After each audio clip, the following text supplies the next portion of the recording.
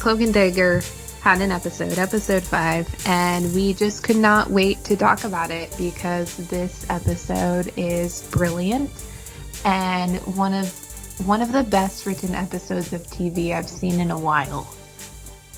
Definitely, yeah.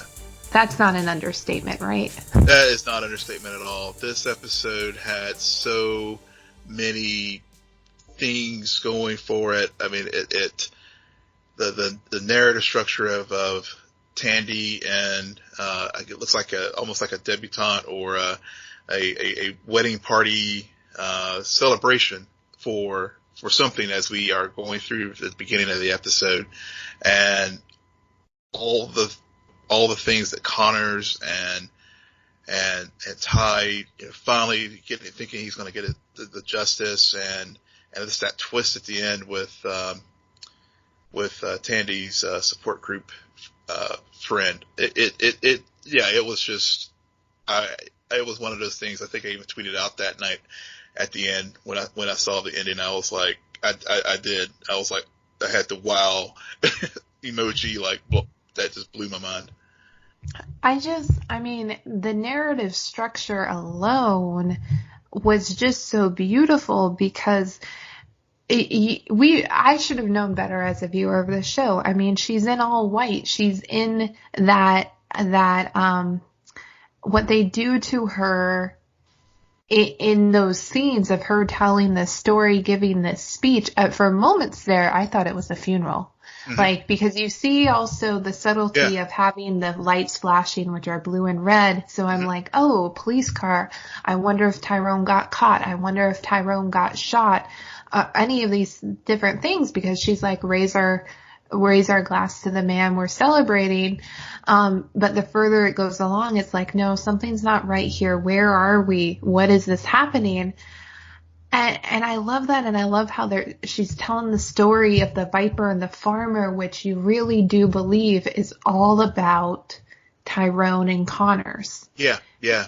And it makes perfect sense, but they use it as like this wonderful magic trick of like, while you're looking over here, we're going to be pulling this thread forward so that you do walk away from this episode just being like, wow. Because you weren't paying attention to what was happening with the other hand, that was going to put Tandy in this ultra vulnerable space. And this is really why they are the divine pairing, because these two do not realize how much they do not work together when they are apart. Right. Yeah, that's a very, very solid point. And it's been reinforced throughout the season, and of course in season 1.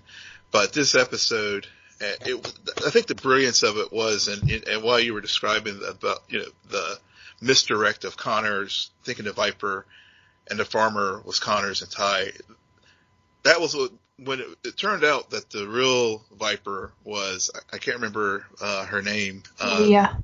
Leah was actually the Viper in question. That was again why I had the reaction that it did, and why I continue to rave about this show, because it was just such strong misdirection, and you're thinking that that, especially how she talked about her story as far as getting abused by the trafficker, and it was the domestic violence, and really just as a viewer, your heart and everything just goes out, and sympathy goes out to this character for all the things that she was dealing with. And then when we actually do see the actual end game as far as what really is her true motives here with Tandy, it was a gut punch, and it was one of those like just oh shit moments where you're just like, damn, y'all got me this time, and seeing Tandy put into that perilous spot, and of course,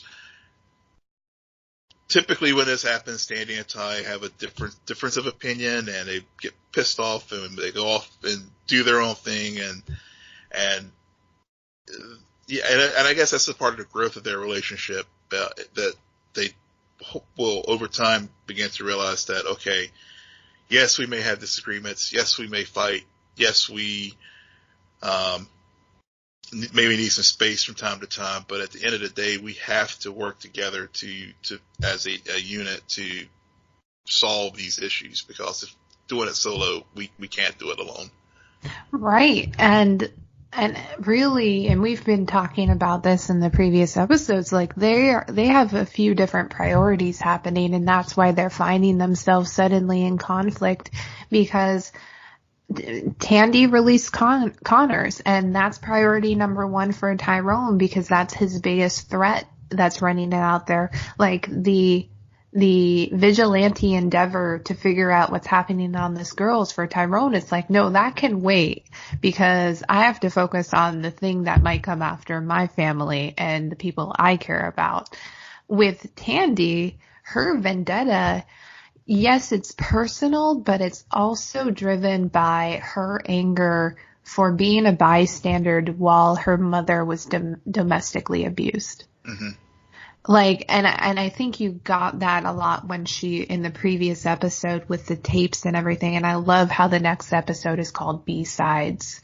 And we're going to explore, because again, what they do and what they flesh out throughout this episode is Tandy finds herself as a girl drugged up on the ambulance bed. Mm-hmm. And you're seeing images, but because of her powers, she is now stuck in this vulnerable place of her hopes, which shouldn't be frightening, I might add.